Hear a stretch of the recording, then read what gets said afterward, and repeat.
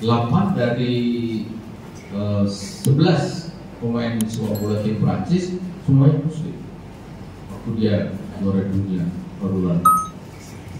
Itu adalah keturunan dari migrasi orang-orang Asia ke Prancis. Lalu sebagian lagi dikuasai oleh Inggris, Arab, kemudian Kuwait. Teluk itu banyak oleh Inggris, termasuk Palestina. Dan deklarasi Balfour menegaskan dukungan Inggris terhadap rencana pendirian negara Yahudi pada tahun 1918. Dan apa yang kemudian terjadi? Kita semua sudah tahu 1924 akhirnya Khilafah Utsmani runtuh.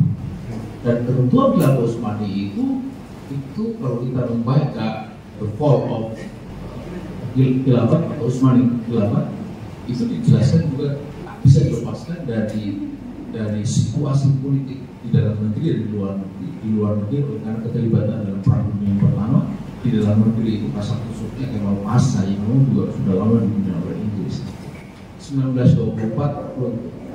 Dan ada catatan di dalam ini dokumen bahwa ada migrasi besar-besaran selepas Khilafah Utsmani itu runtuh. Di Timur Tengah ini sudah sangat lama. Saya pernah menyaksikan satu tayangan dari stasiun televisi namanya Al-Manar. Dugaan saya itu mungkin Meis Bulog, tapi saya tidak tahu karena sering sekali dia menayangkan siaran langsung itu dari wilayah Libanon Selatan. Ini menurut saya sangat bagus dari sisi sinema, dari sisi desain grafis dan macam-macamnya itu bagus kan.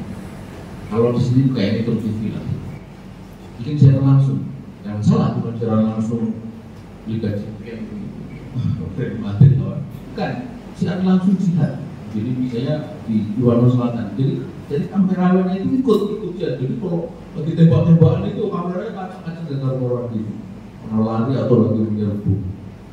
Nah, waktu itu saya nonton selain itu juga ada pertukaran tahanan antara Israel dengan mereka. Nah, apa yang menarik dari televisi itu adalah bahwa dia punya punya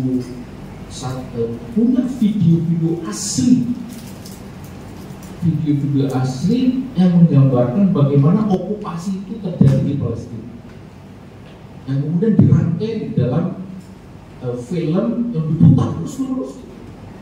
Jadi itu seperti kayak iklan gitu. Terus ada cara kemudian jeda film itu, ada cara jeda film itu. Saya menduga maksudnya adalah menunjukkan bahwa begini loh awalnya dulu Palestina itu. Termasuk satu video yang menurut saya sangat berharga, yaitu turunnya atau mendaratnya kapal pertama di pelabuhan Haifa yang membawa para imigran Yahudi dari Inggris, dari London. Itu kapal pertama mendarat di Haifa. Turun dari kapal itu banyak orang Yahudi, kuasanya sekitar 3.000. Itu ada anak perempuan masih belia.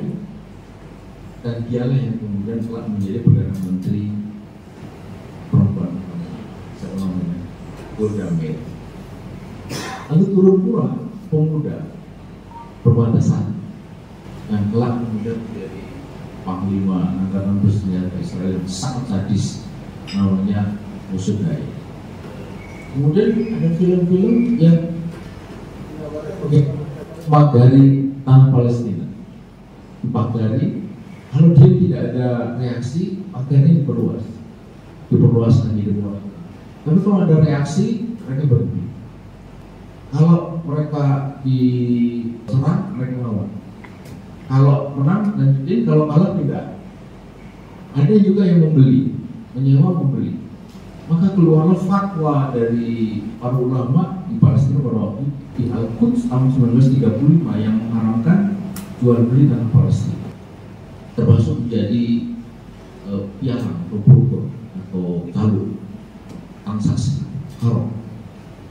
1948 akhirnya kita semua tahu Israel itu, dan bagaimana dia berdiri tidak bisa dilepaskan dari campur tangan di PBB. Nah, Theodor Herzl meninggal tahun 1904. Jadi dia hanya 7 tahun memperjuangkan apa yang dia tidak ikut terlibat dalam proses perjuangan ini untuk usaha ini. bagiannya juga. Tetapi dialah satu-satunya tokoh Yahudi yang dimention di dalam deklarasi berdirinya negara Israel, dan kemudian dihabiskan sebagai the father of the Jewish state, bapak negara. Nah, dari sana ini poin yang ingin saya sampaikan, penting untuk mengatakan kepada umat bahwa Israel itu berdiri di tanah yang tidak sah. Israel itu mengokupasi, Israel itu menjajah. Satu. Jadi kata-kata penjajah itu penting sekali untuk terus dilakukan. Yang kedua, bahwa dia bisa berdiri oleh karena khilafah sudah tidak ada. Khilafah yang melindungi wilayah itu sudah runtuh, dan mereka yang meruntuhkan terutama Inggris.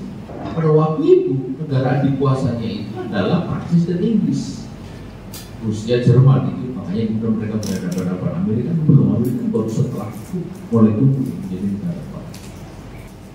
Itu hal yang kedua. Oleh karena itu, kalau kita menginginkan betul solusi tuntas, itu mesti menghadirkan pelindungnya. Palestina itu sempat dikuasai oleh tentara salib hampir 1 abad, 89 tahun. Itu dikuasai oleh tentara salib sebelum akhirnya dibebaskan oleh Salahuddin Al-Ayyubi. Bagaimana Salahuddin Al-Ayyubi itu bisa membebaskan tanah Palestina? Karena Salahuddin Al-Ayyubi itu masih punya kekuatan. Kekuatannya apa? Kekuatan khilafah Abbasiyah pada waktu itu, didukung oleh Kesultanan Utsmani yang waktu itu juga sudah mulai tumbuh menjadi kekuatan besar menggantikan Kesultanan Seljuk. Akhirnya berhasil melakukan Palestina, produk kembali Palestina hampir 1 abad. Itu umat Islam masih punya kekuatan. Jadi kalau hari kita menyaksikan bagaimana umat Islam itu seperti itu, saya merasakan ini umat yang disebut oleh Allah sebagai khairul ummah. Ini hari jumlahnya ber2 miliar, sekedar membuka pintu Rafah pun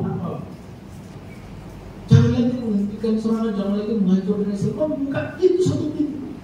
Gaza itu wilayah yang panjangnya kurang lebih sekitar 40 kilo, lebarnya itu 6-12 kilo. Sempit. Dikelilingi oleh tembok besar, tadi saya sudah buat 23 meter. Ada 8 pintu, 7 semuanya ke arah Palestina, ke arah Israel. Hanya 1 saja yang ke arah Mesir. Itulah pintu Rafah, dan itulah satu-satunya pintu untuk kita bisa masuk membawa. Tapi itu pintu tidak bisa dibuka berdasarkan perjanjian Camp David, hanya bisa dibuka atas izin Tel Aviv dan Washington. Bayangkan, itu pintu menghubungkan antara negeri Muslim, Gaza dan Muslim, Mesir dan Muslim. Tapi untuk membuka pintu itu harus izin setan besar sama setan kecil, Washington sama Tel Aviv.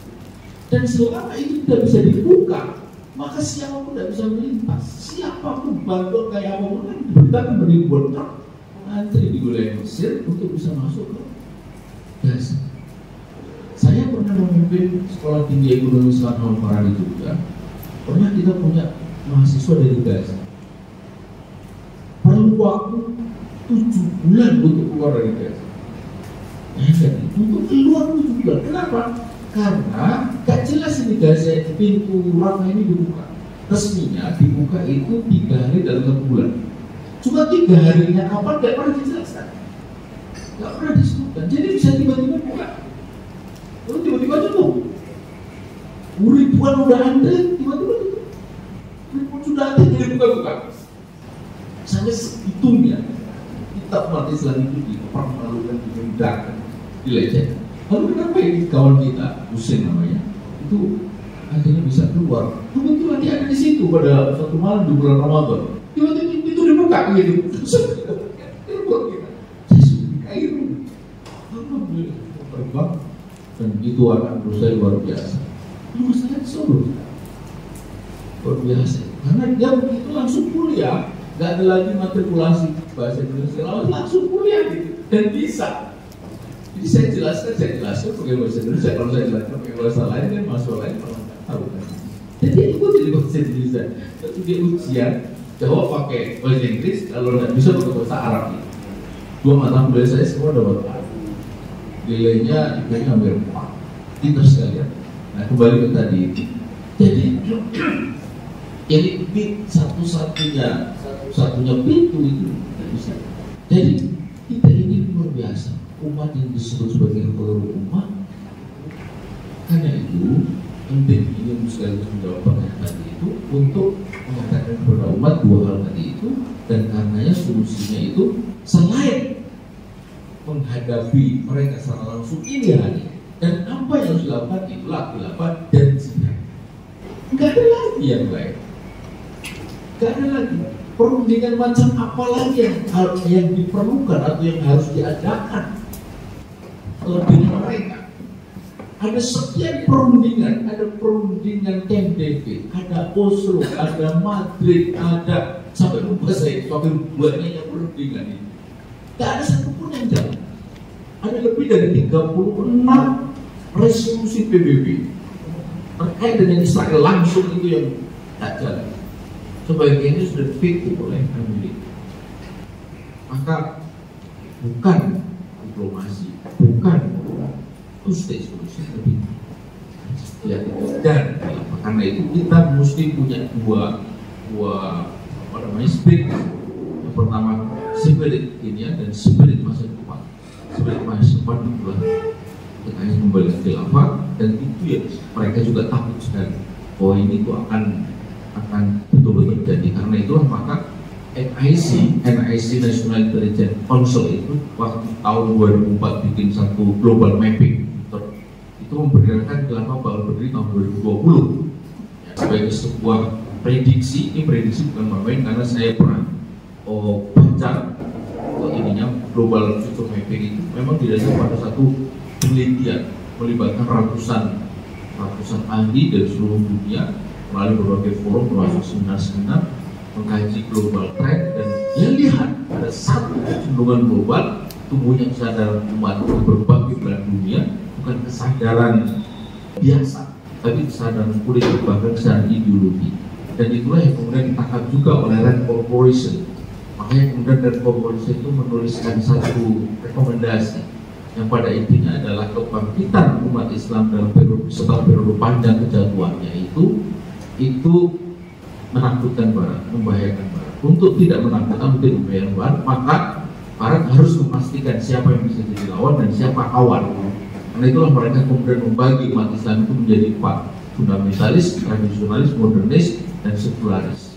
Barat harus rekomendasi Rand Corporation untuk merangkul 3 yang terakhir, sekularis, modernis, dan tradisionalis, melawan fundamentalis. Siapa yang disebut fundamentalis itu mereka-mereka yang menginginkan syariat Islam tidak serah apa, apalagi khilafah. Itu harus dianggap sebagai fundamentalis yang dilawan oleh Barat dengan menggunakan kaki tangan mereka di Muslim, mereka-mereka yang modernis, tradisionalis, dan sekularis. Apa perjuangan atau perang jangka panjang disebutkan oleh Daniel Pike di dalam dokumen itu, yaitu mengalahkan kaum fundamentalis. Tujuan ya sudah selesai. Dan jangka pendeknya adalah jangka panjangnya adalah mewujudkan Islam modern yang ramah terhadap perkembangan.